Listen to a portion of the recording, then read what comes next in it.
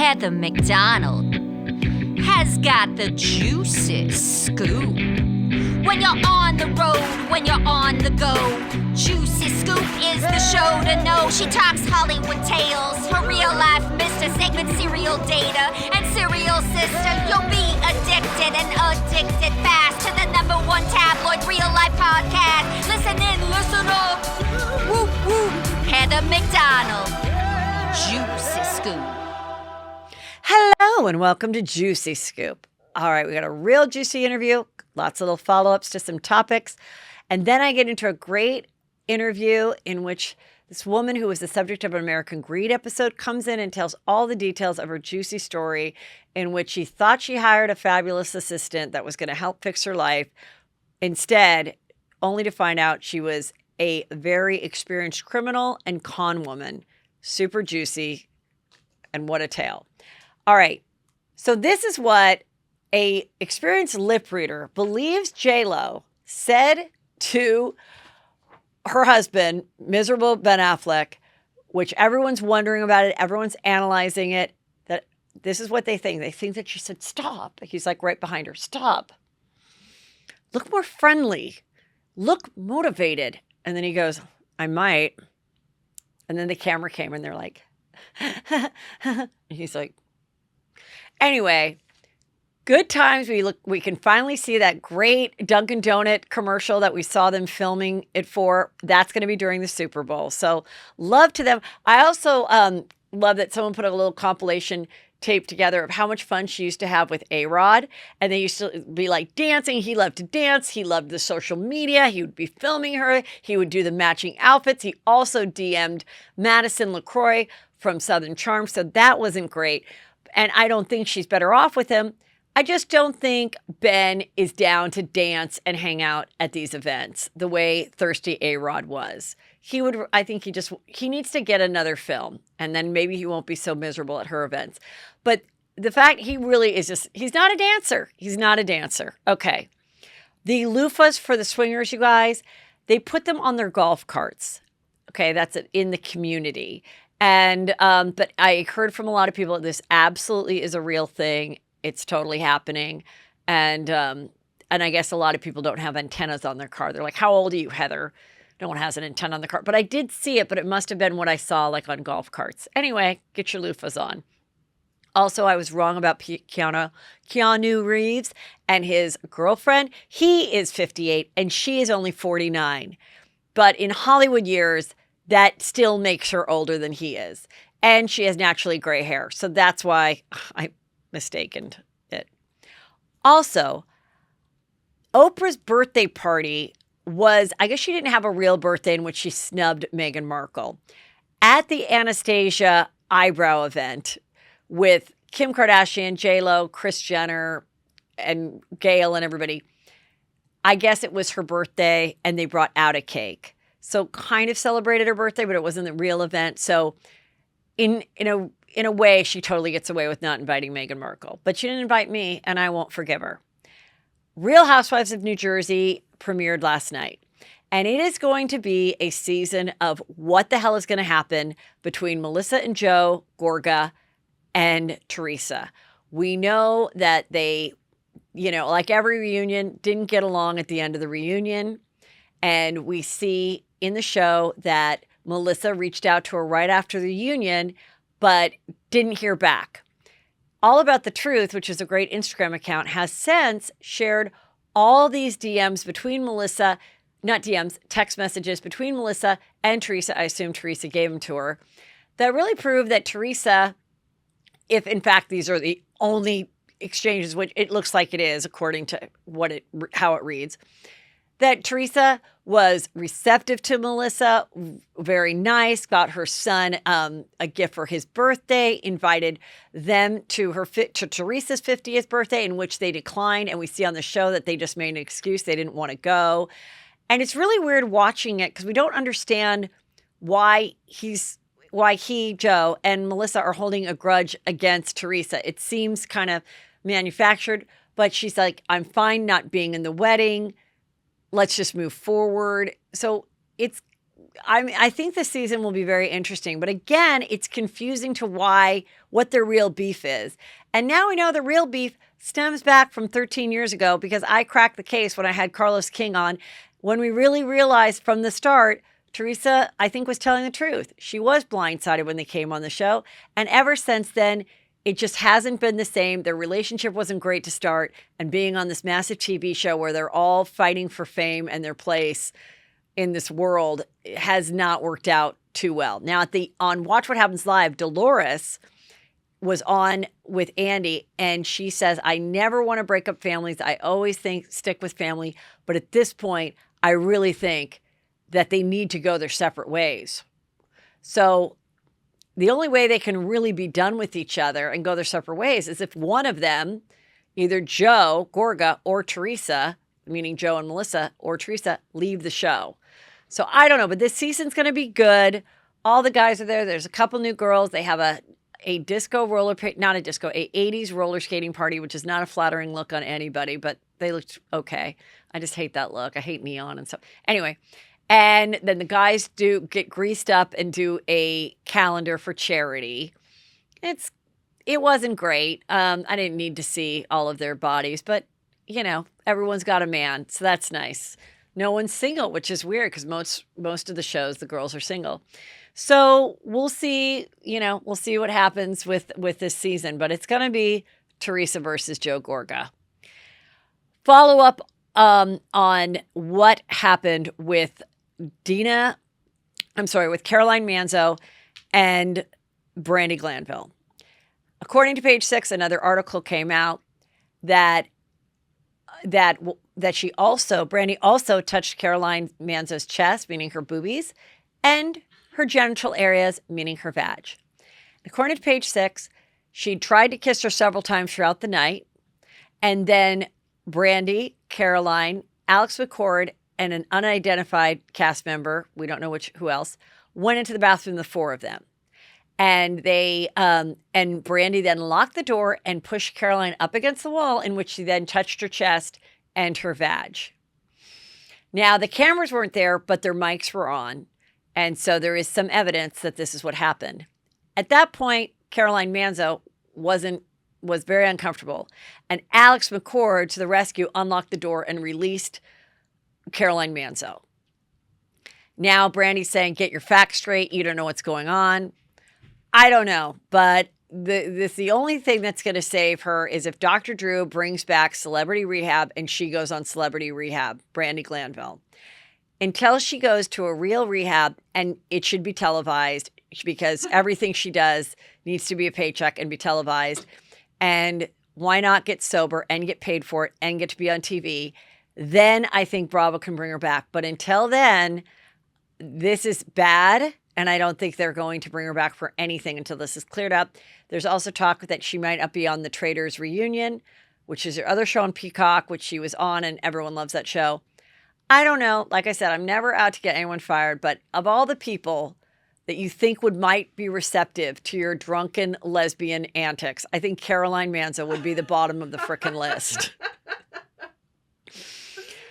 Everyone was freaking out yesterday. Is Leonardo DiCaprio dating this 19-year-old Israeli model that was seated next to him at a party? Well, today they said no. Sources say that's not true. He was just next to her. It shouldn't be that everybody that he's next to counts as someone that he was dating. Because people were pretty grossed out. She's 19. There were tweets that were like, her high school was disrupted by COVID. That's how young she is. She was born in 2003, which was a couple of years after Titanic even came out. So he's 48, even though he still looks like a baby face to us. It's gross. He's an old man. The fact that he never even considers dating someone in their 30s, which would still be 18 years younger than he, is kind of gross, dude. Like, what is your problem? Like, why don't you want anyone that's lived on Earth a little bit longer? However, I don't know that they're dating. This girl is really gorgeous, and her last boyfriend was like a 31-year-old billionaire's son. So I don't know why that didn't work out, but that's who she should be with. And so hopefully they're not together, but she's stunning. Okay. Now, Madonna. Poor Madonna. So Madonna had a really unfortunate look at the Grammys. Now, we all know a lot of people are not a fan of the work that she's had done on her face. It's a filler, and it's a very extreme facelift. It's pulled up and around the ear and like pulled back and everything. Now, I don't know why she wears this awful hairdo, which is slicked down and little braids coming forward and then these braids going around the head. And why she does blonde brows. Horrible. If she would have had normal brows on, wore like some blonde hair or any color hair, kind of covering the fucked up ear and the puffy side of the face, then I think she probably could have looked really pretty. But this was the look she wanted, and people didn't like it. They were terrified. And they compared her to Jigsaw from, what's this movie called again? From Saw. And that's the puppet that I think, honestly, I still look more like Jigsaw than Madonna because of the jaw and my sunken eyes. However, these really are my cheeks, and I've never had cheek filler. But when you get this filler face, you can look a lot like either Jigsaw or me. So either one, some people don't like it. But she went off and she was like, I'm so sick of this shit. And so she says, once again, I'm caught in the glare of ageism and misogyny that permeates the world we live in, a world that refuses to celebrate women past the age of 45 and feels the need to punish her if she continues to be strong-willed, hardworking, and adventurous. I've never apologized for any of the creative choices I've made, nor the way I look or dress, and I'm not going to start. And then, so it's right. Look, you don't like my look? You don't like my weird hairdo, Heather? You don't like my outfit? I don't really care. But at the same time, we can say we don't like it. I think her face is fine. She needs eyebrows and she cannot wear her hair back. I don't understand why so many women of a certain age are slicking back their hair or doing like a weird high pony. I don't think it's a wise choice. That's it. Harry was supposedly in talks to do, Prince Harry, the spare, to host SNL. And then it didn't happen. I think it's because there was a lot of controversy after the book came out. And they're just like, let's just not even. So he didn't get that. However, according to Page Six today, Meghan Markle and Prince Harry are reportedly planning to produce romantic comedies. Yes. They got the $100 million from Netflix for their doc, but they also have a several-year deal. So I don't know if part of that deal is to create other shows or if this is a whole nother thing or if it's just bullshit. But, you know, this is what everybody does. I love this because people always go, you know what? The world, so much is going on in the world. We're going to do documentaries. We are going to talk about important things with women and children and the UN. And once they realize nobody cares and they're not even a fan, then they're like, you know what? We just need to escape. We just need to do something fun and light. Whatever. Go produce a Hallmark or a Lifetime movie. I don't know. Will it really matter if they produce it or not? So she'll probably hire someone who goes around and reads some young adult romantic books, go to Barnes & Noble, buy about 10 of them, read them, then tell me if they're good, and then I'll go to Netflix and I'll say, we want to do this one and this one and this one, and then we still don't do anything because we're not movie producers. That's all it is. So if they produce some show, that's all it is. They'll find a book, they'll make that a movie, and then they go to the premiere, and that's it. That's how these things work. Tom Girardi is trying real hard for everyone to believe that he is hardcore Alzheimer's. Some people noticed that they didn't even wipe the food off of his sweater and that his mask was askew. As you know, he's being indicted on all these criminal charges now for all the fraud that he's committed in the last decade. And he's really pushing to look like, a lot of people don't think they think all this is an act so he can avoid standing trial or, worse, going to prison. Christine from Sister Wives just did an Instagram or a TikTok, and she does car confessions. I am so excited to share with you guys. that I met a guy, and oh, he's so special, and he's so good with Truly, and this is what I've always wanted, and how I wanted to be loved, and it's just wonderful, and I will share everything with you guys, but right now I just want to keep this special guy to myself, but I wanted to just share that with you. So everyone's all really excited for her, and hopefully, we'll see it on the show, and can't wait to see Cody's reaction. We haven't seen a lot of Cody, except that there were some striking photos that looks like he got his lips done from possibly the same doctor as Madonna, which is very scary. I saw this in People magazine. The latest episode, or maybe it'll be the next episode. I don't know if People got a screener or not, but Chrisley knows best. This last season has been shot and aired, and it starts out with before they've been convicted of anything, and she is all annoyed with Todd, Julie is, because he is gutting another house that she thought they were going to move into, and he loves flipping houses and everything, and she's like, I just want to be settled.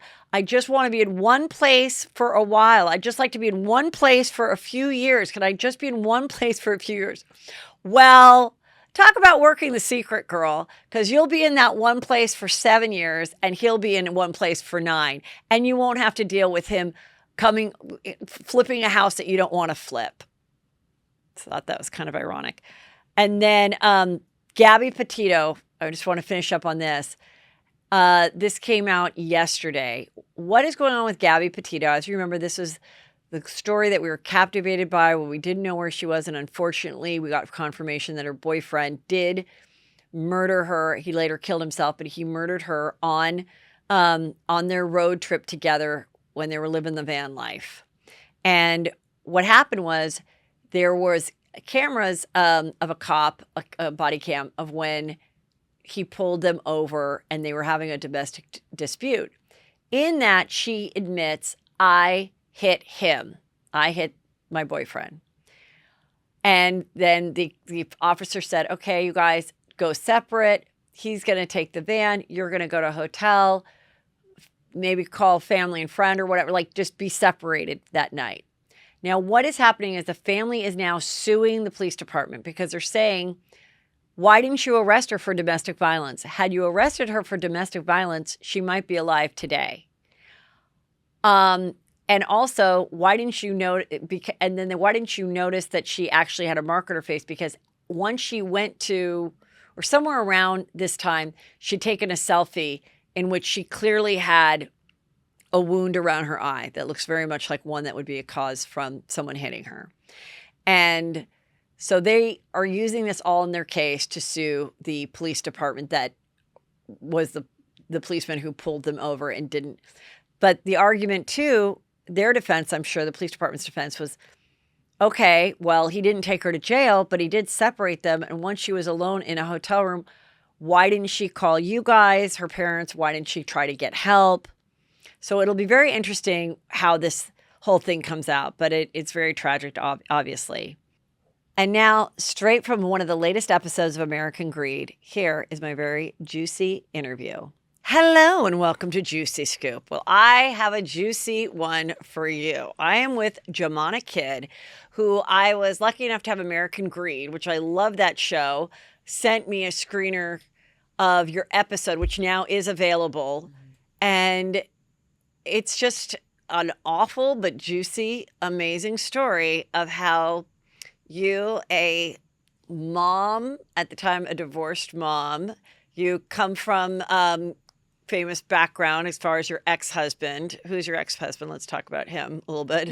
Do we have to? No, just that, like, I think you might have been a target, just being that you're like wealthy and giving and naive. Yeah. She did her homework. Yeah. Mm-hmm. So he was on what team? Jason Kidd? He's a NBA player. Okay. He's been around forever. He's been on several teams. When we were married, he was with the New Jersey Nets. Oh, okay. So we lived out there for a long time. So you lived out there and you have 3 kids and you had a stepson too that you were helping, being part of his life. Yeah. And so what year did you come out and settle in Calabasas when you then made contact with this con woman? Well, okay, so the irony is that I was living in New Jersey and I always wanted to move back to California because that's where I'm from. I ended up, deciding to move, but I did, have to start all my treatment here and start, with my doctors and the whole thing. So I thought, okay, even though I'm from California, I'm from Northern California. So LA was going to be brand new and people are brand new, schools, everything is brand new. So I figured I need to find someone to sort of help, the kids don't have driver's license yet. I don't even know just to get my bearings. And just kind of have some help while I'm here, at least just to start off. And I spoke to a friend who is like well connected. And she recommended someone. Well, at first she was like, I don't know, no, let me think. And then she called back. And to her defense, she said, I know this lady. We used to work with her when she worked at this big accounting firm. We used to always hire her anytime we had like celebrities who needed VIP. Like, she would get a charter or a helicopter or whatever. And I'm like, well, I don't need that. She's like, yeah, but she was such a boss. And I just remember her getting everything done. And she may even know someone. So I said, okay, no harm in trying to speak to her. I think that's interesting because I definitely could see why someone in your position, this would be like perfect. She's connected to everything. And also getting your kids into school is everything. Like hard. And where's the doctor and finding the house and you're a single mom and you're going through this treatment. So you're almost like, can I just have like an assistant, like mom helper? Or, more like you just needed a wife. Right. You just actually needed a wife. 100%. Yeah. And I think that was the, dangling carrot because and again, the funny thing is I remember sort of thinking, well, she just may even know someone. Yeah. This lady may be like, I definitely don't want to, do it, do but this. I know somebody. Yeah. But yeah. So we held a meeting with her and my friend even went because she'd never met her in person. She'd only just hired her over the phone and, And this is Tracy. Her name is Tracy. Okay, so Tracy comes to the meeting, the first meeting. Yeah, so we meet with Tracy, my friend and I and Tracy, and we talk everything from. Now, how old was she? Because when I was watching it, yeah, I was like, she's like 3 different people. So right, because she had like massive plastic surgery. So I'm like, is she like? Were you guys similar age? Was she younger? I thought she was actually younger. I think she told me she was like a year younger than I was. Okay, so I was, gosh, what would I have been if I'm 50 now? That was like 7 years ago. Okay, so yeah, and I just remember thinking like she was like either half a year or a year younger. Okay, but and she, who she reminded me of, and it's so corny, but she just reminded me of, what's the lady from Desperate Housewives? Terry Hatcher? No. Oh, yeah, Terry Hatcher. Yeah, okay. Yeah, she was just like this cute, quirky. Brunette, just super like, I don't know, just, she was like the mom from Gilmore Girls. I don't know. Yeah. Like she was just very, kind and nice and educated, spoke Mandarin, spoke French, had worked in Japan for a while, worked in TV, but it wasn't for her, but was mostly behind the scenes. Like everything she said was like right up my alley. Right. But again, more of like, I'd love to have her as a contact, even if she doesn't take this job. Right. But she was interested in it. And her, her conversation was really telling me how, I just connect with you and it's hard to meet kind, good people out here. And you just seem so down to earth and nice. And we have similar backgrounds. I had a horrible divorce and, my ex-husband was abusive. And, it was just crazy how. It's amazing like these people, because the reason I'm attracted to your story too is I am really fascinated by con people, but specifically lately con women and the similarities that the different con women stories that I have like studied, and that, almost chameleon-like, really knowing how to like touch base and just be that girlfriend. Yeah. To make you relax. And like, it's just fascinating. And I'm going to say like, it wasn't easy in the beginning, but hindsight is so 2020, of course. And when I look back, I look at all of the feelers she put out. When at the time, I didn't look at them Like as feelers. what? Like, oh, I've got, great tickets to Laker game. Come with me. And then I'm on my end, I'm like, oh, I've said no to the last things she's invited me for. Like, let me go ahead and do this. And we go to this Laker game. And the last thing I want to do is go to another basketball game I've been to enough in my that's life. not a big coup for you. Yeah. But I was like appreciative. But I think she got the vibe that like it wasn't this great event for, you know what I mean? Right. I went. And so I could tell now looking back that she was like, okay, that's not it. Okay, that's not, and then and then she had, a fleet of like a Bentley and this and that. And, she had cars like that? Because of her concierge service. Oh, she had her own company of a concierge service. Right. And so she would always say, like, if my car's in the shop, she's like, don't get a rental, like, just take the Bentley. And I'm like, I am not driving around. No thanks. Like, one, I'd be too afraid to do something to it. Two, I just don't want to because it's a lot. And so then she'd be like, okay, that's not it. So she just kind of kept testing, what is it? And it was my kids. Oh, it was your kids. It was my kids, Her connecting with the kids. Or just, not even just simply connecting, but kind of like, if I was worried about something, like being there, like, okay, well, there's this great, counselor who deals with that, or there's this great, like. Or find a tutor or whatever. Yeah, whatever it was. It was mom stuff. And that's when I think that she kind of like got my attention. And so you decide to hire her, and she says, you don't have to pay me as an assistant. You can just pay through the company. Well, because I wasn't sure. Okay, because she was so overqualified. Yes. I did kind of think, listen, I don't know how long I'm going to use you even, because let's say radiation's over, I'm fine. By then my kids are driving, I might not need, an assistant. Help, yeah. A big reason I needed an assistant too is so my ex-husband has an assistant and she deals with everything kids. And so I always kind of felt like it was great to have someone to do that then. I mean, if I'm not dealing with him directly, I don't want to deal with his assistant and have someone deal with her too, Right. So that was always really nice to have like, someone there, like a liaison to work with his assistant. And I kind of figured, they're getting older where I'm not going to need that. They're, there's a lot of things. So I don't know how long I'll have, need you. Yeah. And so that was her pitch was, listen, I have my company, Elite Lux Life. Why don't you just hire me through that? We're a concierge service. This is just one more service. So how much did you initially start to pay her? I want to say it was like $1,400 or $1,300 a month. Very inexpensive. Extremely inexpensive. It was part-time, and it wasn't a job where she came to my home. It was like every day. It was like, this is my schedule. This is what I need help with. And, she was, if it wasn't her, she would have her daughter. And I was fine with that. How old was the daughter? Her daughter was 21. I want to say 20 or 21. And then I even thought to myself, oh, I see. Maybe she's just trying to like make an opportunity for her daughter, because this is more her daughter's alley. You know what I mean? Like being young and, because it's like, it is like a glorified nanny. Yeah. And like house manager-ish. So I kind of did think, okay, this is a good mom. Like what she's doing is she's taking this job, but she's kind of slowly letting her daughter do a big part of it. Mm-hmm. And, I would hire her daughter eventually, and then everything would make sense. The salary, the hours, But so the reason we went through the company was that way, if after 6 months, if after a year, I was, done with, needing that assistance, we could just terminate it, and I just don't get an invoice from the company anymore.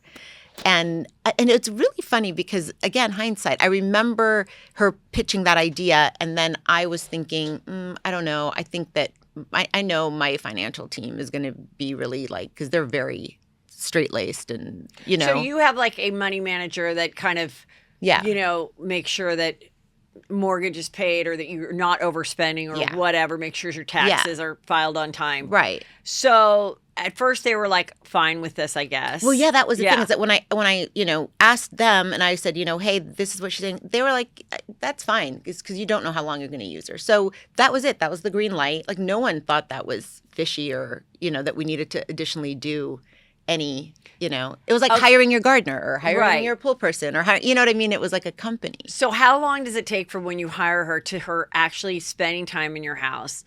And then what was it that I saw in the American Greed that you had like a reality show, or you were a production company was coming to you, so that you have footage of her and your like home life being filmed? What was that all about? Okay, so I want to say, again, hindsight, and keep repeating that one. When I looked back, when I found out that she was a criminal and I printed out our text conversations from like day one, I noticed little things, where it was like, oh, I'm at Cadillac trying to drop your car off for service and they're asking for like your mom's maiden name. It's so random. I don't know what you signed, And I'm like, that's weird. Yeah.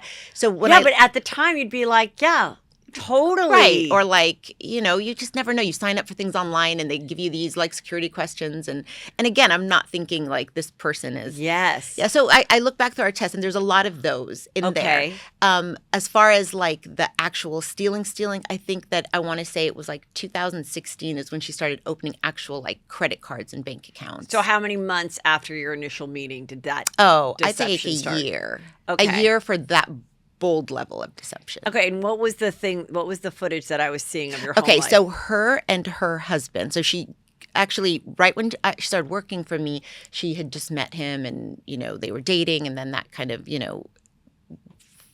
just flourished and then they decided to get married. She ended, I think like she brought him into the concierge business. I don't know how that all worked out, but then they kind of really started to build this concierge service. In their concierge service, they would rent things out. And the joke between them was we rent anything. Like our home that we're living in, if someone needs it, we'll rent it out. And we become homeless because we just rented our home out. So that's where they got this idea for homeless millionaires. And so they started this idea for a show. And I would be lying if I were to say I ever watched it because it just wasn't interesting to me. Yeah. And I'm not into your items and what you have and your clients. And again, so I never watched it. But again, if I did, I think maybe I would have seen some red flags. But what's crazy is obviously they were doing it on the YouTube to hope that it gets popular or maybe someone bigger pick it up. And I think that's a big thing about when, I don't know if you follow Housewives, but Real Housewives of Salt Lake City, they have a criminal. She's doing 9 years. Yeah, I heard Jen about Shaw. it.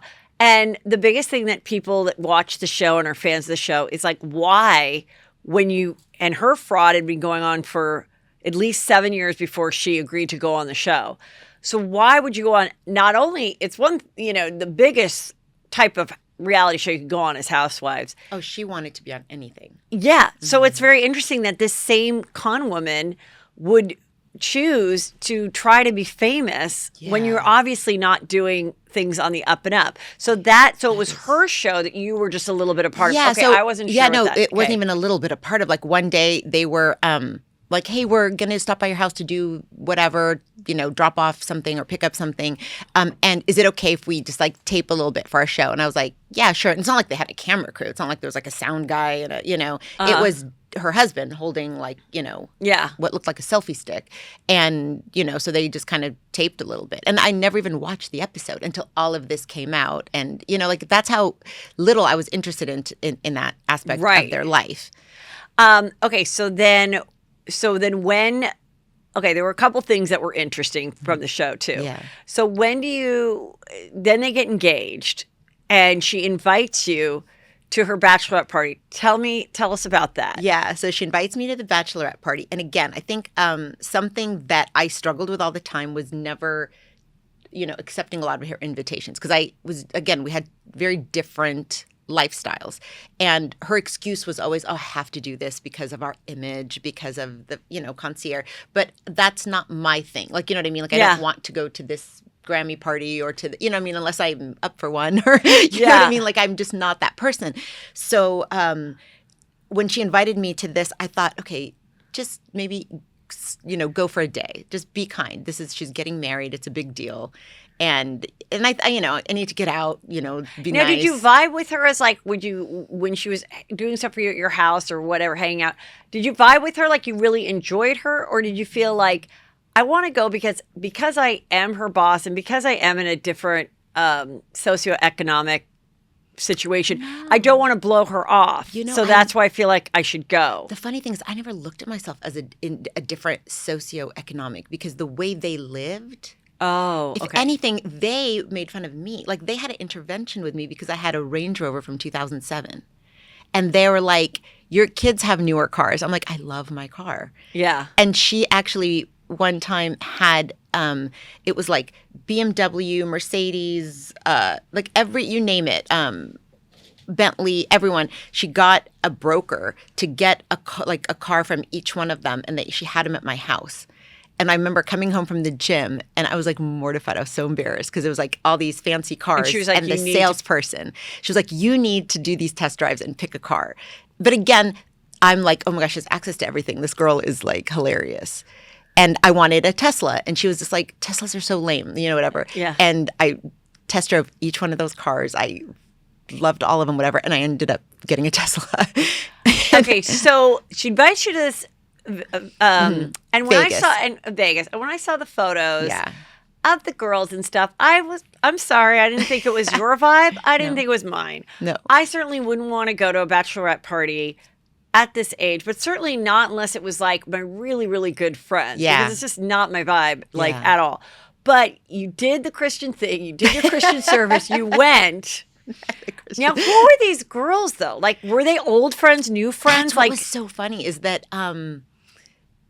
one of them, she was like, "Oh, this is just like an old friend from forever ago, like childhood." And then another one was, one that she is through Daryl, her husband. She's being polite. Like she had like a little story for everyone.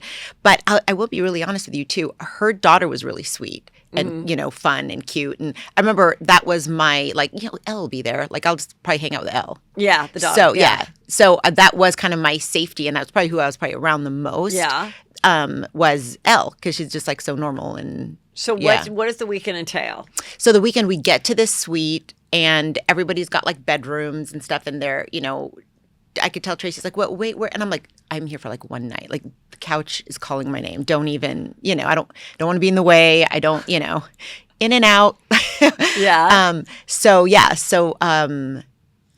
trying to remember. The first night, I think we all went to. Or not the first night. When we first got there, we went to like some like place and just like had lunch, and then we went to like a pool party and hung out at the pool all What day. hotel were you at? It was Caesar's Palace, and it was kind of like the like club pool day pool Yeah. party type thing. That's where they gave everybody like the matching bathing suits. Yeah. And then that night they wanted to go out, and I had a couple friends that were in town because I want to say. I don't remember who it was, but they were having like a celebrity golf tournament. I want to say it was like Marcus Allen or someone was having like a celebrity golf tournament in town. So a lot of my friends were there. So I called them. They're like, "Oh, we're at Top Golf." So I was like, "You guys, if we want, we can just stop by Top Golf." And so we did that. So we went So to you Top bring the Golf. whole crew? The whole crew. Just so I can like kind of at least see some people that I know. It's a little safety. And and then we just kind of hung out there for a while. Yeah. And I got to see some of my actual friends that I knew. Yeah. And then that was it. I left the next morning. We got up, and I was like, I noticed that nobody was really paying for her. You know what I mean? That she was like the one paying here and paying there. So I was like, it's her, her party. Like, what a bum group of friends, Yeah. So I was like, let me just take you guys out to breakfast before I leave. And we were just downstairs. We had breakfast. Did you do a nightclub thing with them that night? Like bottle service and stuff? No. The only thing was Top Golf, and I think I went back to the room. And they did that. I think so, yeah. And so, but you're I'm such thinking a because because they have this successful business Yeah. that even if she picked up the whole thing, Right. who cares? Yeah. Yeah, no, listen. I always looked at her as like she lived in this amazing building. It's called the 10,000. Yeah, I know and she told me that, oh my gosh, how lucky are we? We got a deal with the 10,000. They gave us like, of course, it's not like the greatest apartment, but we have one of their apartments, and we just have to help them with concierge. And then like they let us park, our cars out front. And it was just like all this. And again, like these kind of things are not my thing. So I'm always like, oh, what? That's awesome. That's great. Yeah. Good for you, And I remember my son was going to school out in that area, and he had like time to kill in between that and like basketball practice or whatever. And I'd say, you go hang out at 10,000, but don't overdo it. Just go like once in a while, because it's like a nice building. Yeah. You can just go hang out there. But I ended up seeing that on my ledger once I dove in. Okay, so let's get into the. And I'm telling my kids, be mindful, don't overdo it. Well, now let's get into the whole deception Mm-hmm. of when you first are made aware. Yeah. What's going on? So let's tell that story. So I mean, for about a year or 2 years, my financial advisor, who by the way, it's so funny because it's not the guy that's in the American Greed thing. Yeah. You know, Morgan Stanley really doesn't want him out there talking and being in the front line. So they kind of just did like a double for that. Okay. But he's also a really good friend. Like I've been using, you know, his services, gosh, for like almost 15 years. He's been amazing, a lifesaver, like, you know, so I really, really do trust him. And he would just kind of call me or text me every once in a while, like, you need to slow down. Like your outgo is crazy. And I'm like, I mean, this is hilarious. I went to the point of even cutting I have someone who helps like with dog walking when we're out of town. Yeah. I cut like dog walking. I was. Because you didn't understand where he was coming from. And I just kept cutting and cutting and cutting. And poor Teddy is like now like not even getting her walks when we're gone. And I'm yelling at my kids. I'm just kind of like, it's you. I know it's you need to slow down. Is it necessary to do this? It adds up. And, you know, I'm like just trying to figure it out. And it just kept on, you know, nothing was changing. The numbers weren't changing. And finally, I think in one of his texts, he said, since when do you open like credit card? That's so not you. Because I am. I'm like one credit card. Right. Yeah. And I'm like, I don't. And then he was like, there's a Chase card that's showing up in the, you know. So I was talking to Tracy and never in a million years was I accusing her or, you know, I was just like, there's a Chase card. Like, what is that? Did we ever, like, because, you know, she was someone I would bounce things off of. And I know my son was starting college, and I remember her and I talking about how difficult it is to work with 529. So sometimes we open a card in the future that we bill everything so all his stuff stays on that, and then we have 529 reimburse that. Like, you know. Yeah, yeah. So she was like, you know, do you think that? And I'm like, but we never did it yet, did we? You know, and she was just like, oh, you know what? Hang up the phone, and 20 minutes later, she's at my door, and she's just like walked in like, I have to talk to you. I'm like dying. And she's just like crying. And like, I was so taken aback by her emotion that I didn't even have an opportunity to like get angry or to be like, you know, focus on the deception. Yeah. I was just like all over the place. And I'm like, find myself like, calm down, you're fine. Listen, we're going to get past this. Like, so what does she say? So she says that, you know, one day you're out of town, I'm getting your mail, you know, to bring it into the house. There was a letter from Chase. It was like a new card, approved card. And so I was like in a bind at that moment. And I'm like, oh my gosh, I could use this and then I'll pay it back. And then you know how that, like, then one thing led to the next. And then she really blamed it on her husband, meaning that that is one thing. She talked to me a lot about her marriage and like, Did you go to the wedding? The reception. Oh, but she did have a wedding. She did have a wedding. I don't How know. Was it big or small? Did you pay for that too? Probably. I paid for everything. Honeymoon, you name it. Like once we dove in. Okay, so wait, go back to this. Okay, so she's crying about that. So she's crying about that. It's telling me that like I've contemplated taking my life in the past, you know, year since I opened this card. And one thing, you know, I keep thinking I'm going to pay it off, and one thing leads to the next, and I'm just trying to keep Daryl happy, and you know, it just ties it all in. And so I do know one thing: I do have friends who've had millions stolen from them, and the person gets, you know, a slap on the wrist or whatever, and then you don't get your money back. You just move on and have a lesson. So I thought to myself, okay, I don't think she's a horrible person. I do think she made a horrible mistake, you know? I know. Okay. I know. I live with this. No, it's okay. It's okay. It's not. I've gotten better. But I was like, you know, at least I can maybe get my money back. Because if I just turn her in right now, walk away, I'm out. And how much is it now? At that point, I thought it was $30,000. Okay. I did not know it was $300. Okay. Because the card was broken up into two. She had one in her name, one in her husband's name. Oh, yeah. We found it all out later. Okay. But at that point, we had thought there was a card, and we saw $30,000 worth of charges. Okay. Mm-hmm. So I'm like, okay, you know, listen, maybe you work it off. And when I say work it off, you're not going to work in the realm that you've had. You know what I mean? I'm like, I'm changing all my passwords. I'm changing all my credit card. I'm changing everything that, you know, she could possibly have access to, not knowing that she had access to more than I did, you know, at that time. I didn't know that. I just thought, you know, okay, change the, you know, regular stuff. And then I just had her do like, you know, again, like pick up the card, take it here, or do, you know, like stuff that wasn't as personal. Yeah. Mm-hmm.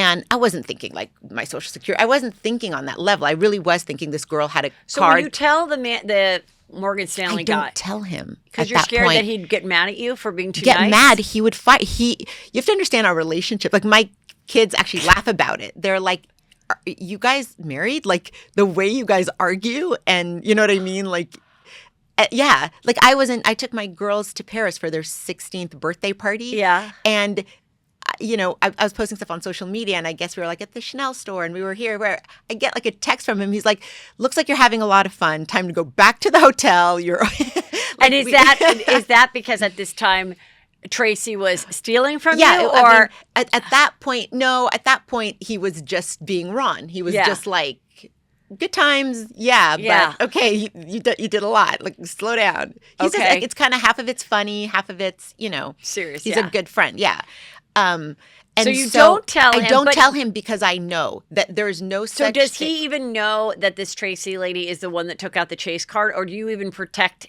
I protect her. I So I tell he Ron. has no idea that you are continuing to associate with this woman who you thought only stole 30,000, but at the time it was 300. No, I tell Ron like, okay, I think I figured it out. We're good, whatever. And he's like, all right, slow down, whatever. And so then, and Tracy is, and I mean, I wasn't sure, did I make the right decision? This is crazy, but I felt so bad for her. She's talking about taking her life. Like, I know she's not a bad person, Yeah. And then It's interesting because Jen Shah also told her good friends that she was suicidal, and therefore they then protected her throughout the season of filming and stuff. So that's so wild. Yeah. A lot of similarities. Yeah, a lot of similarities. But so then I was kind of like, well, I bet you she's probably never going to be available now. You know what I mean? Now that she's working for free, like, you know what I mean? And paying me back. But she was just on her A game and, So then again, I'm like, wow, she really feels bad. Oh, my God. Okay. Just put a dunce cap on me right now. It's fine. No, you know what? But I always say whether you're being, whether it's a love con or a love financial thing, I think the hardest part is people going, oh, why was I so dumb? Why wouldn't you believe someone that presented them this way? Why wouldn't you? You're a good person, so your thought is that other people are I was good just people. going to say, if you're a bad person, then you're always looking for the bad Right. people. If you're a cheater, you're always going to blame your partner for being a cheater. Yeah. But when you're not, so it's true. like, why would you think that? It's You so just true. Like, wouldn't. Yeah. we view things by the condition of our own hearts. Yes. So that's it. Like, I just, was like, She's making good. yeah, she's making good. And she was like really coming in like, here's $5,000. Oh, we sold this. Or we, Yeah. And it was just racking up. One time I needed a rent-a-car, and this time I took her up on it. I took her G-Wagon because it was like I was helping her get to the number. You know what I mean? I'm like, that's like $250 a day or however much it was. I don't know. It was Because you probably just way wanted more. to kind of be done with it. Yeah, I wanted to be done with it, get my money back, and then kind of just go our separate ways. Well, after, months of this, I actually, and it's funny because I start speaking to this lady who she's like this, like life coach slash, it's like she's a therapist, but like a spirit on a spiritual realm, and she's just this amazing lady. And I'd heard about her. Well, my ex-husband came to the Lakers, and I'm like, oh my gosh, like here we were in the East Coast, all together, and then he left. So then we finally came here, and it's a tough situation for the kids. So I just need to know how to handle this. Like, and I want to, really do it in the right way. I don't want to do it through emotion or, I had so much media calling me like, what are your thoughts about your ex coming here? And Yeah. I just needed a little guidance. So I call her and we're talking, she gets me through all of that. And then we're about to hang up. And this is the first time I've ever met this lady. And she says, is there anything else? And I haven't told a soul, not even my best friend, not Ron, no one about this. Because I knew that whoever I told was going to say, you're out of your mind. Turn her in. You're too nice. Yeah. Yeah. So we're about to hang up, and she says, is there anything else? And I said, actually, yeah, and I told her really quick. I'm like, but it's no big deal. I just kind of needed to get that off my chest. And she was like literally, I think she got this close to the camera, and she was like, you need to call Ron tomorrow morning and tell him. I'm like, no, you don't understand. I already made a deal with this girl. Like, I gave her my word. Like, what do you mean? Yeah. I know. And she was just like, I don't know if I could ever even talk to you again. Like, you have to, Yeah. So I was like, okay, hang up with her. And I remember feeling like I don't know this lady. I've only talked to her once. I don't have to do anything, you know? Yeah. And then, you know, did my whole like prayed about it, the whole thing. Woke up the next morning and I was like, hi, Ron, I have something to tell you. And of course, it was like World War III.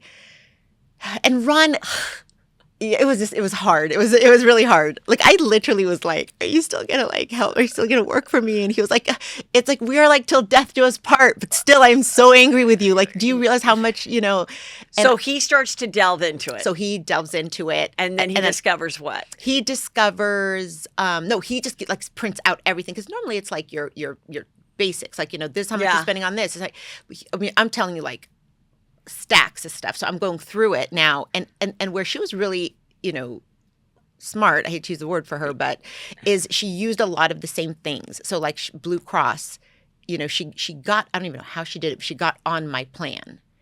As herself? As or- herself. Oh. As herself. I didn't understand if she was actually going as you because she had dark hair. No. Okay. No. She got herself on my plan. Uh-huh. And but then I had like another like 1,000 something a month. But then I would see Blue Cross just as a And just go, charge. yeah. You know, so there was a lot of that. So that was really hard. And there was a lot of PayPal. There was a lot of, you know, push pay, like all these different things. So we had to go in. And when I tell you, my house did look like Quantico. It was just a So when at the time after you tell him and you guys Mm-hmm. start going deep, do you break it off with her then, or does she think everything's hunky dory, but you're trying to like trap her?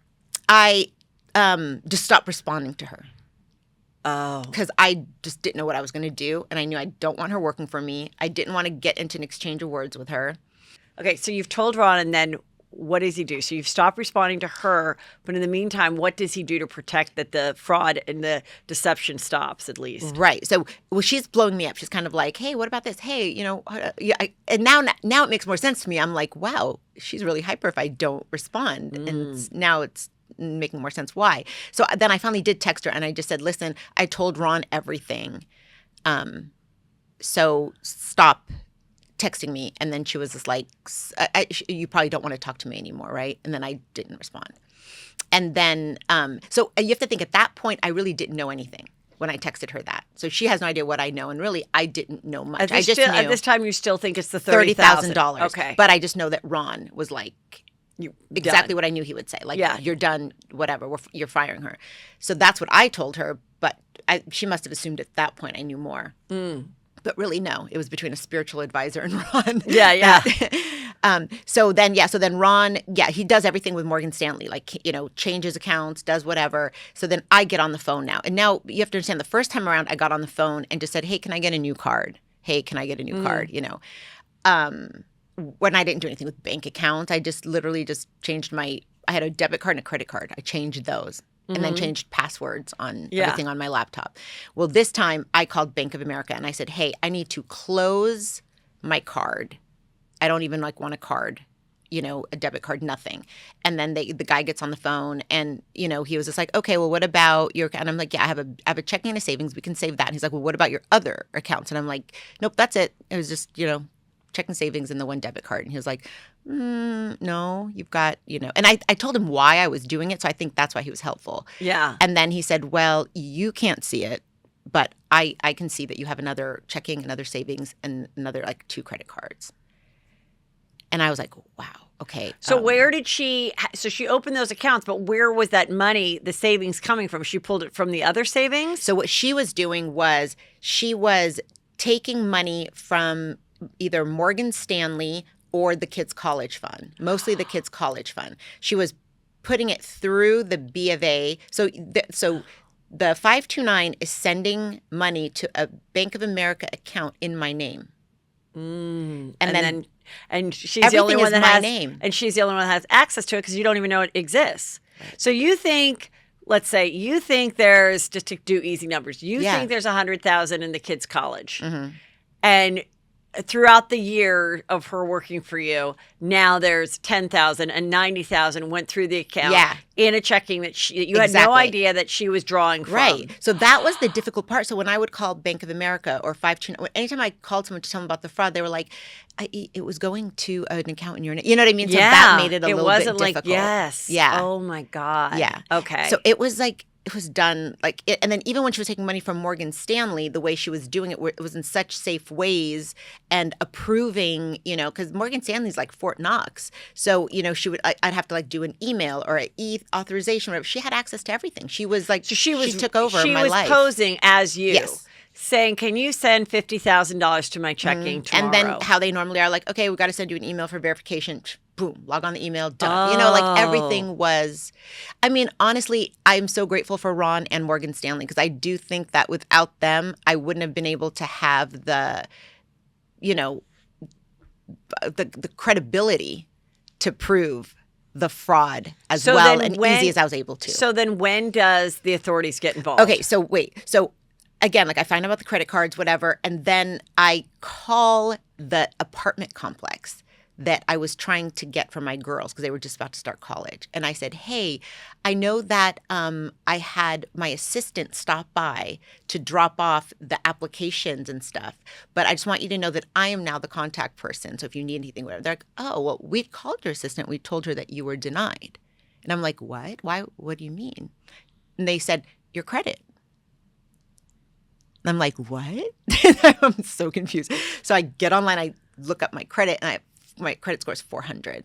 And then on there, you see different credit cards. You see different, like where the credit was run, like 1,200,000 times for different things. And not paid. And oh, yeah. And my husband is Daryl Hutsona. And it was just a mess. Like it was bigger than me. And then have you ever tried to call any of these companies? Like you can't. I can't imagine what a nightmare would be. Yeah. So it was my full-time job from like the minute I woke up to like late at night, and my kids, everyone was like my stepson had a job, my son had a job, everybody was like doing to repair all this. Oh, just highlighting, printing, going to Kinko's, and then Ron said, okay, instead of just going to the police, what we're doing is we're going to hire this company. They're these fixers, financial fixer people. Yeah. Yeah. And they're just going to go in and they're going to so they were awesome. Like I sent them everything that I had, and then they put it all together, and then they kind of had to get actual real stuff. Like I can print it out, but then they have to subpoena it and get like the So real... they almost like built the case, like pre-built the case for the prosecutor to make it easy for the prosecutor to guarantee that it was going to go on their desk. Yeah. Okay. Yep. And then I flew into New York, and with them we went and met with the AUSA, and I interviewed with him. I told him the story. They had the whole presentation for him. The officer... And it was in New York because that's where all the financial institutions are? Well, here's the irony of it all, is that my money comes out of New York. Oh, got it. So I could have did it here or there, but we figured, and especially this was before COVID, we were like, New York will be harder on her. Like, you know, and she's been in jail here before. How did you find that out? Oh, yeah, because now we've got like the detectives doing background checks, and her name was spelled a million different ways. And, it's kind of funny. Like, because her name is Tracy Show Hutsona. Yeah, but she goes by like, there's like Tracy Show, then there's Tracy without the two eyes, which should have been a red flag. Yeah. And then there's like Tracy Vickian, then there's Tracy, So, so they kind of dove in and found out all this stuff about her.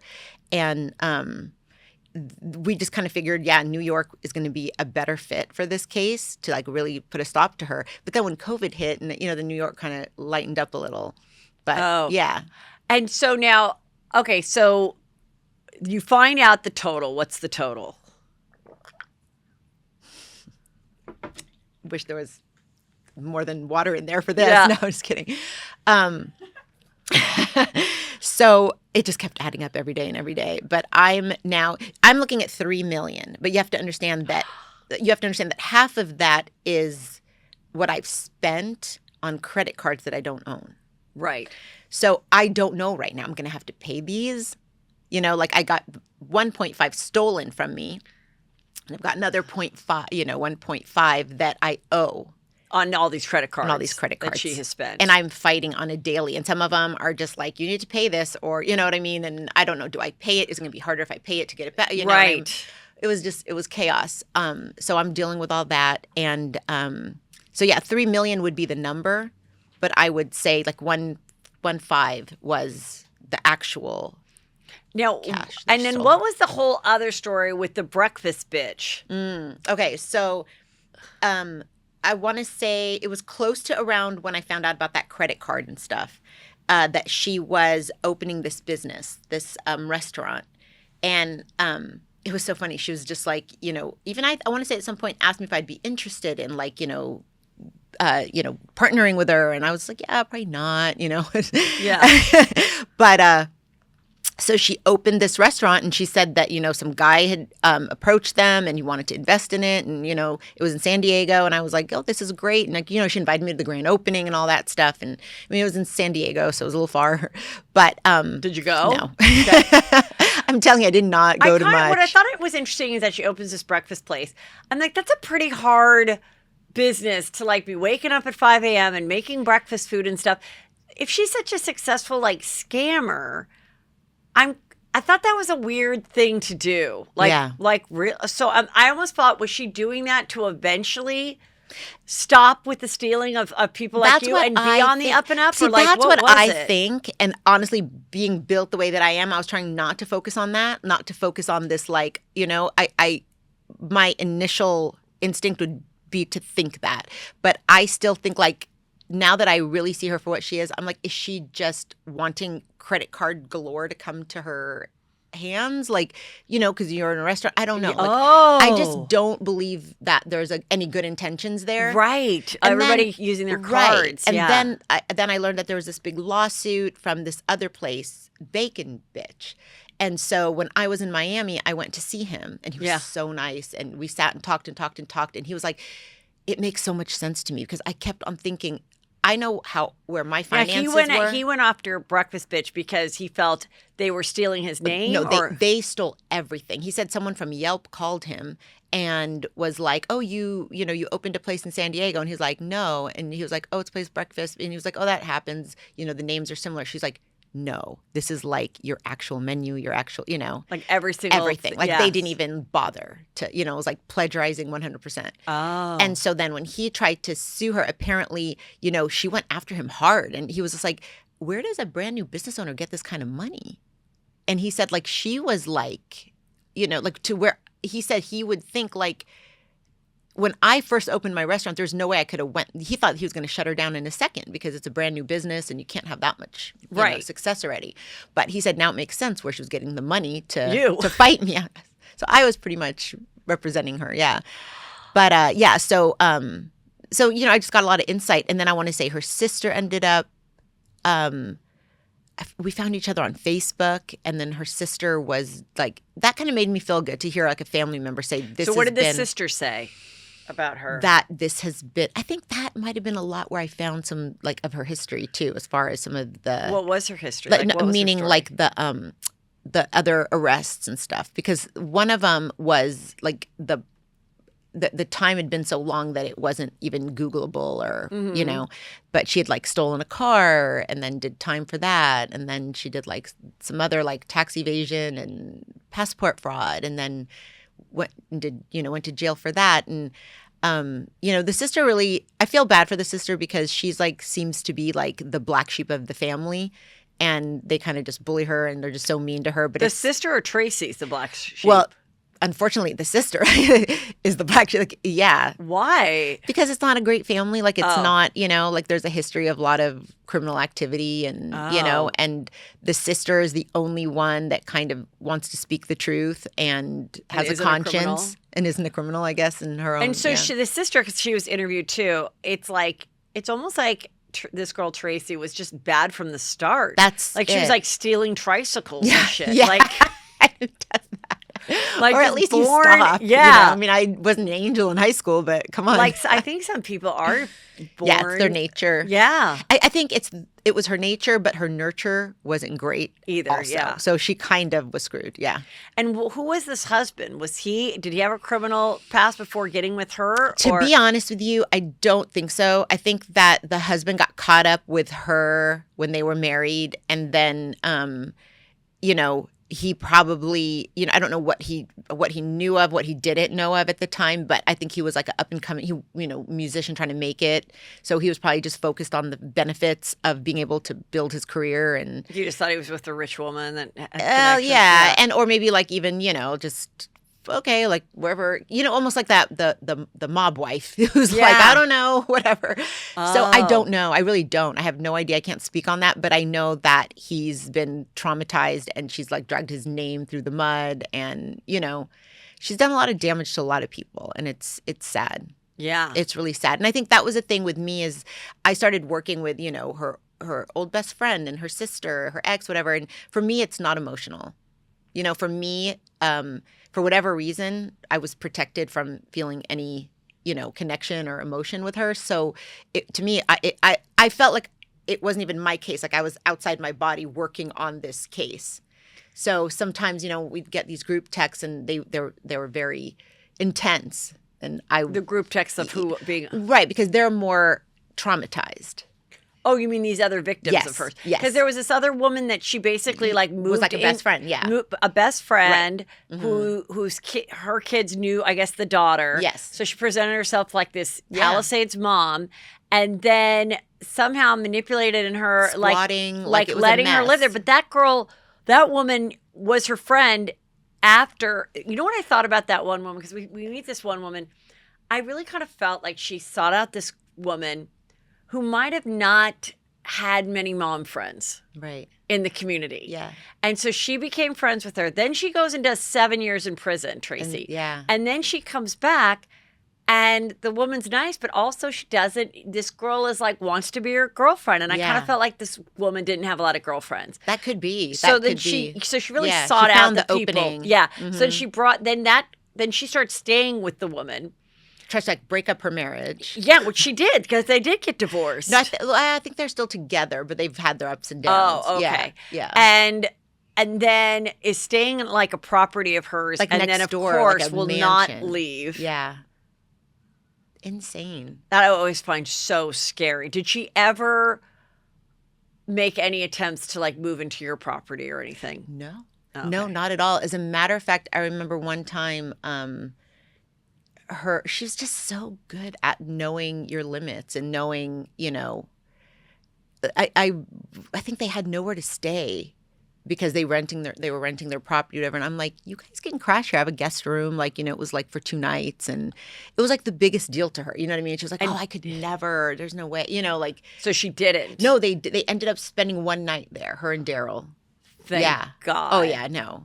But like, she was mortified to have to do that. Like, she was just so good at knowing people's personalities and knowing what would impress them. So where is the case now? So she's supposed to be sentenced on the 28th of this month. So she was convicted. Well, she pled guilty. Okay. After completely saying she wasn't, and what was a liar. What was her initial defense? Her initial defense was that fake news and this isn't real and whatever, But the detective that I worked with in New York, he was awesome. He kept reassuring me, like, don't worry, this is, and then he would tell me like, he's on cases that there's like billions of dollars, and so I'm like, I get it, but this is just really important to me. Oh my God. Yeah. And so he was really nice about understanding that and always keeping me updated. Which is also really sad because $3 million is a lot, and you had these connections with the people that brought the case and everything. But I think why a lot of these cases don't make it is because someone steals $10,000 from you or 20, which is a lot to anybody, but it is small beans, and there's only so many people in this department to go after these people. Exactly. And even if they get them, it's still somewhat under petty theft or whatever, or it's not a violent crime. No one's life was threatened, so they're not going to get that much time. And you don't get a penny back. Yeah. Yeah. No, that's the truth. And then, that's so sad. I think sometimes with the person that was deceived and everything, even they're like, oh my God, fine, whatever. Yeah. And then they're hard on themselves. I allowed this person to be with me or date them or have them be my sister, whatever. So the fact that I lost $25,000, I'd rather just forget it, and I don't want to be humiliated, and like I hate that person and whatever. Yeah. And then they get away with it, and then they go to the next victim. I'm not gonna lie. If it wasn't for the kids' college fund, I don't know if it would have lit the fire in me the way, because you know how it is. Like when someone does something to you, you're like, okay, Yeah. we're good. I'm never going to deal with you again. But when someone does something to someone you care about, all of a sudden you just turn into like, fight mode. And I think that's what I'll never forget when I called I was on the phone with a guy from Morgan Stanley. Ron had one of his guys just call with me to a bunch of different places to, make sure she changes this, make sure because I was like so upset. And we called the 529. And I remember both of us on the phone being like, I'm sure, but just, to be safe, let's just change this info. And the lady, we told her why we were doing this and we need to change it. And then that's when she said, you do realize there's been a lot of activity since 2017.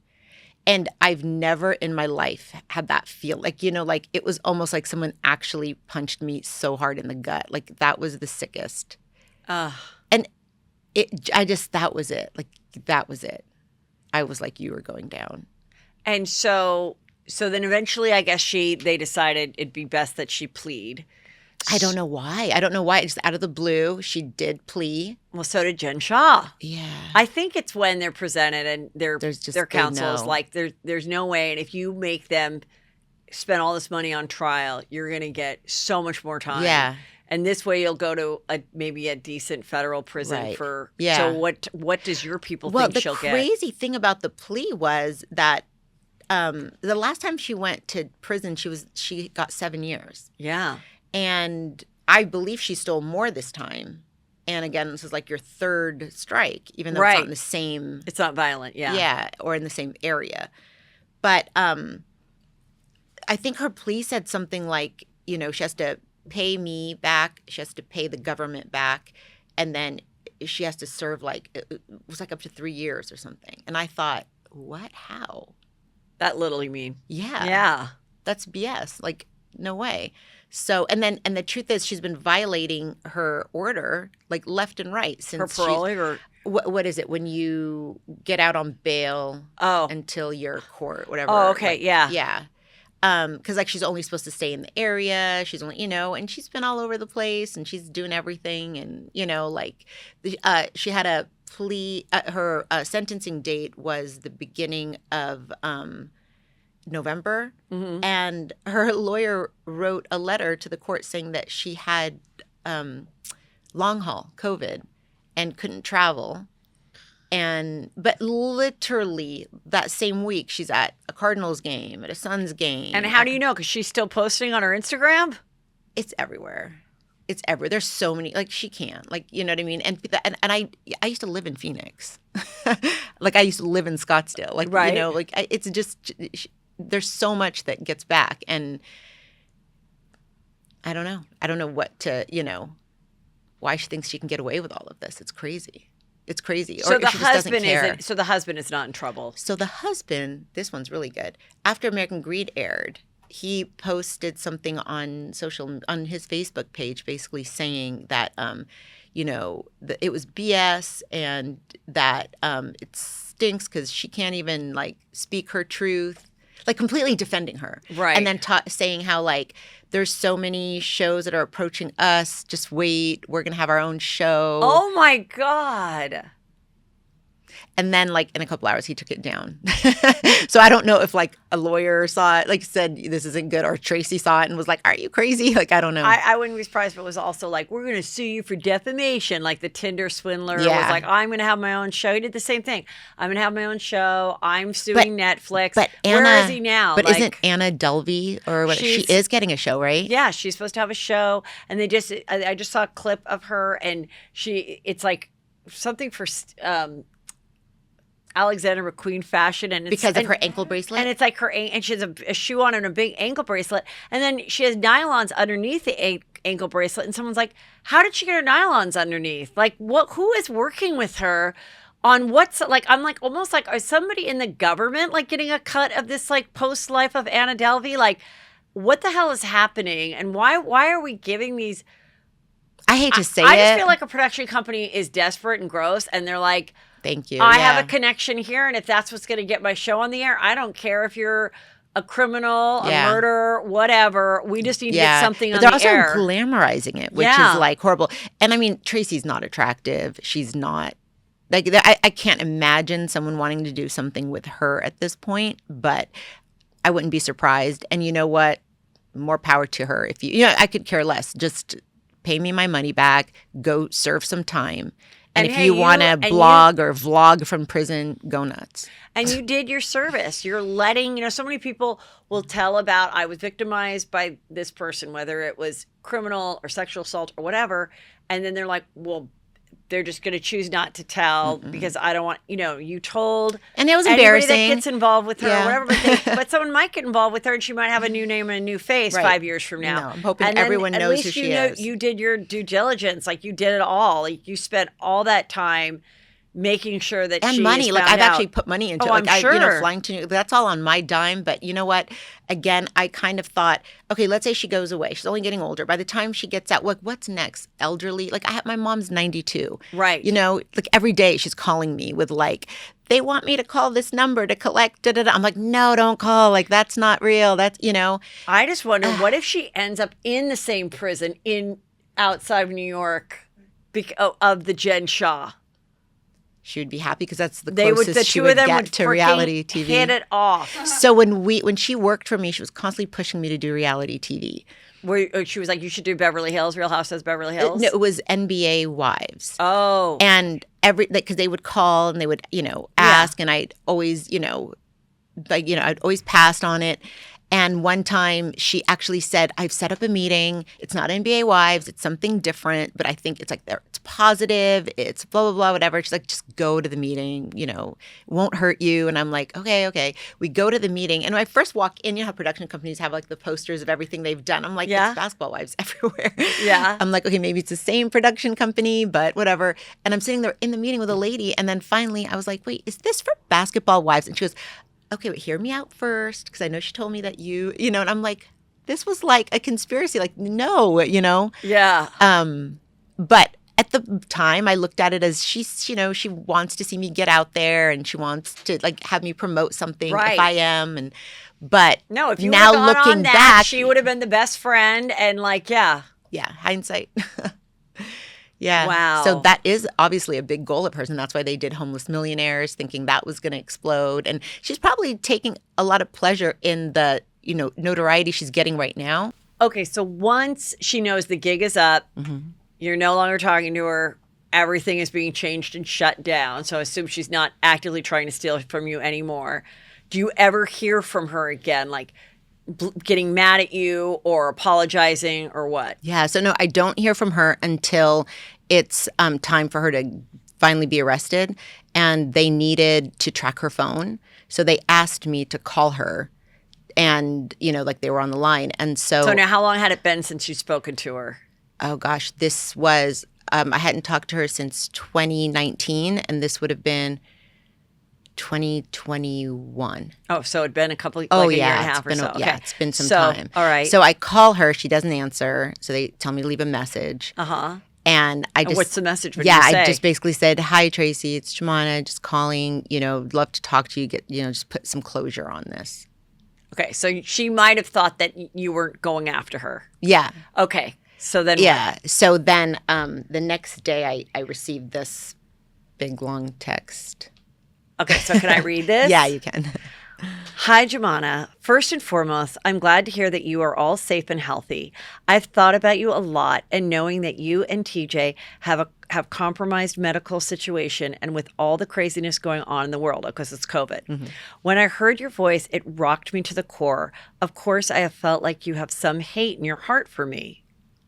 Even you, of all people, who have nothing but love for the world. I have hated myself for some time and still go through motions of working and living life. But I will admit, I've been pretty numb, like just ready for the worst, because I know I have it coming. No matter how hard I try to pay forward for acts of kindness, I feel like a fraud. I've picked up the phone to call you on occasion and about 10 times in the last 24 hours, but I just lose my voice. I understand that you want closure. Somehow I feel like I'll never find it. I'll never find it? You're in such a higher spiritual place than I am, but I do want it for you too. Maybe we can set aside some time for a conversation and I just need to woman up and do that soon. I'm sorry. Oh my gosh, sounds amazing. So then what happened? Like normally I would never even share something like this, but Yeah. it's such BS Oh that my I God. don't feel like it's even, oh, nothing. They got what they needed. They tracked her phone. Oh, so I they never just needed a responded. back and forth to Yeah. track it. Uh-huh. Oh, and then where did she get arrested? And then that's when they went to Phoenix Okay. to arrest her, and she contacted them and said, she got like someone gave her a lead, I guess. And then she said, well, I'm not here. I'm in San Diego, so I'll turn myself in tomorrow. And they were like, we know you're here. And she kept denying it. Because of the phone. Yeah. And then she even had a lawyer call them and say, my client, it wasn't the lawyer she's using now. And that lawyer ended up getting pissed off and firing her because she lied to them and told them she really was in San Diego and put the lawyer in a bad position. And so then they actually were really ready to kind of just like bail. They were like, let's just drive by the restaurant one more time. And then that's when they saw her in the alley. And when she saw them, she ran. And then they kind of went to the other side of the alley. And then that's when they arrested her. And then she was out like, a day later on, bail or bond or whatever. Wow. So where is she living right now? Do you know? Yeah, they live in Arizona. Okay. So the day after her plea, like she flew into New York. She pled guilty. The very next day on social media, they post a video of a new building owner handing her keys to their new, way bigger location of Breakfast Bitch, Arizona.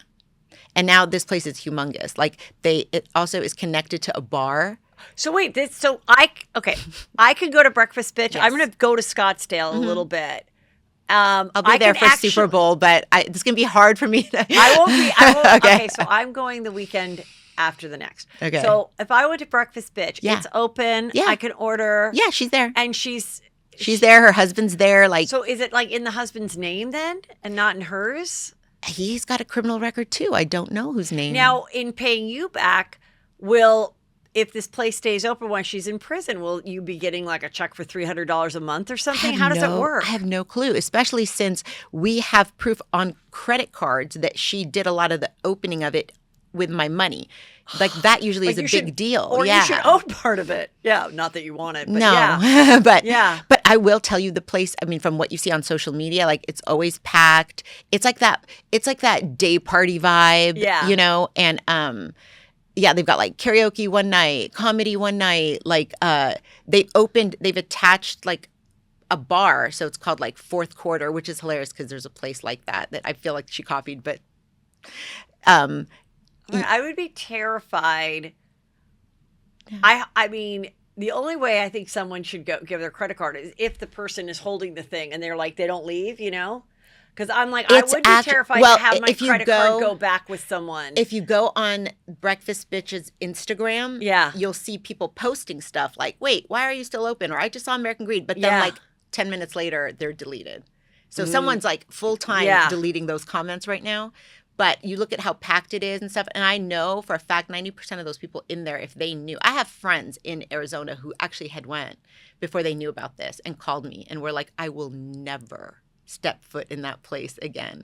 I'm like, I don't know, maybe you should. I mean, if I'm going to get the place, let's keep it going. No, I'm just kidding. Oh, my God. Insane. But, I mean, the day after you plead guilty and then you go get the keys to the new place, which is humongous.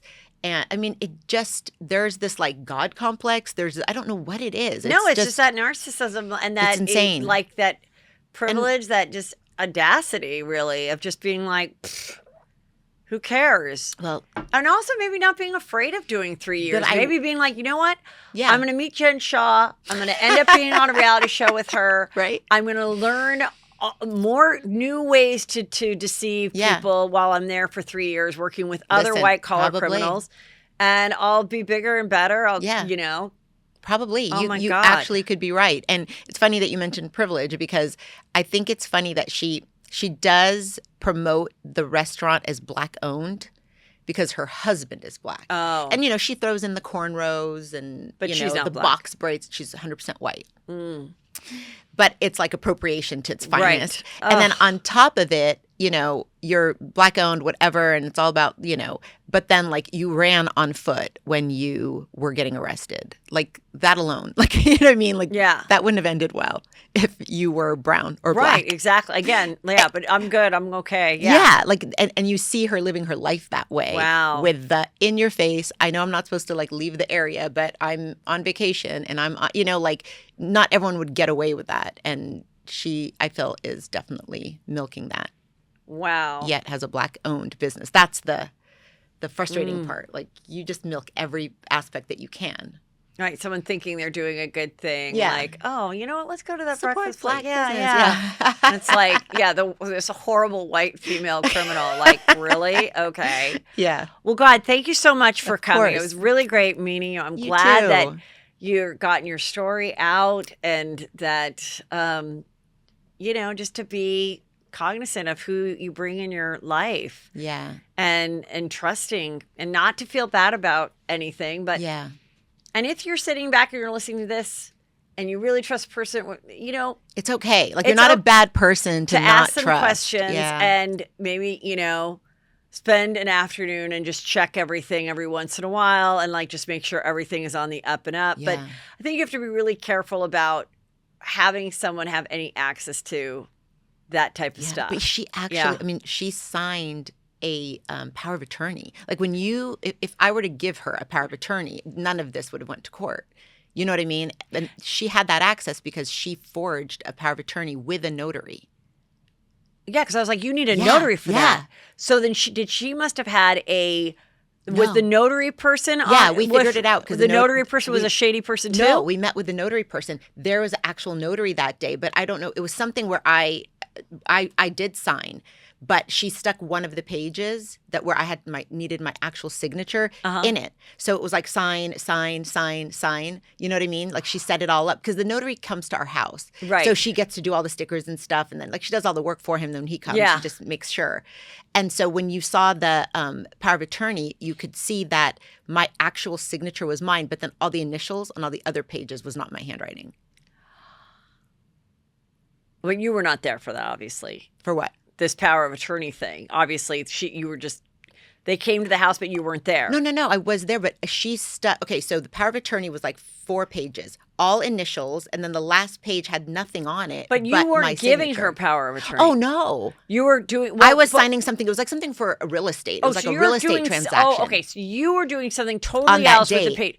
And in doing that, she's like, let me help you with organizing everything. And then she slipped this in. Yep, and got it notarized where he has the documentation for it. Like he sees where it was done. Wow. Yeah.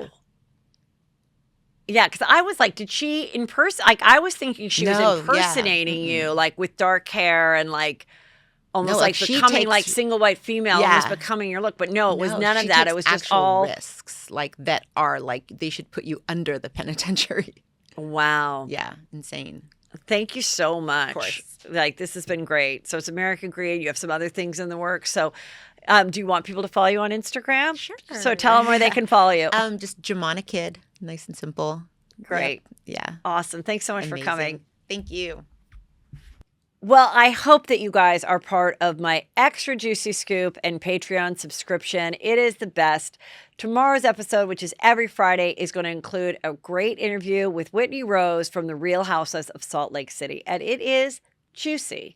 Plus my innermost thoughts from the week and so much more. And you go to heathermcdonald.net and click right on there and join my Patreon. Thank you.